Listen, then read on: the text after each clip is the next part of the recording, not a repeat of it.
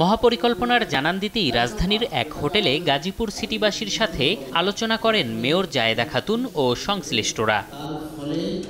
2020 সালে প্রধানমন্ত্রী শেখ হাসিনার অনুমতির পর করা সড়ক, ড্রেনেজ, পার্ক, ভবন সহ পরিকল্পিত নগর গড়ার মহাপরিকল্পনার ভিডিও দেখানো হয় উপস্থিত সবাইকে। এরপর নিজেদের নানা প্রত্যাশা ব্যক্ত করেন কাউন্সিলর ও নগরবাসী। গাজীপুর সিটি কর্পোরেশনের আওতাধীন অনেক খাস জমি আছে, সেই খাস জমিগুলোকে কোনোভাবে গাজীপুর সিটি কর্পোরেশনের কোনো কাজে আনা যায় কিনা, এগুলো কি সঠিক ব্যবহার করা যায় কিনা।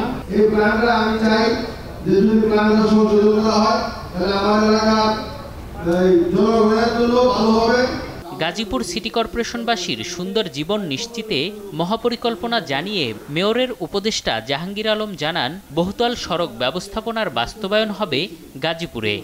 গল্প না, আজ থেকে আমরা বাস্তবায়ন করতে চাই।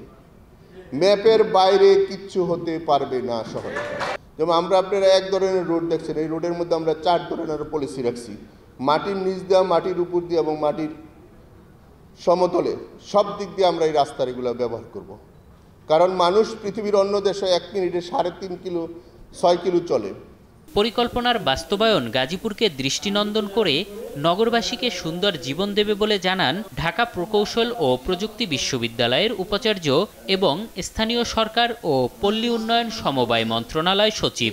আমাদের কিছু এক্সপার্টকে এখানে ইনভাইট করা হয়েছে যে মাস্টার প্ল্যানে তারা কোনো মন্তব্য করতে চান বা কোনো ধরনের সংযোজন বা বিয়োজনের ব্যাপারে কোনো সাজেশন দিতে চান। সবাইকে শুভ অপরাহ্ন। আপনারা জানেন যে গাজীপুর সিটি কর্পোরেশন বেশ কিছু উন্নয়ন পরিকল্পনা ইতিমধ্যে বাস্তবায়নাধীন আছে।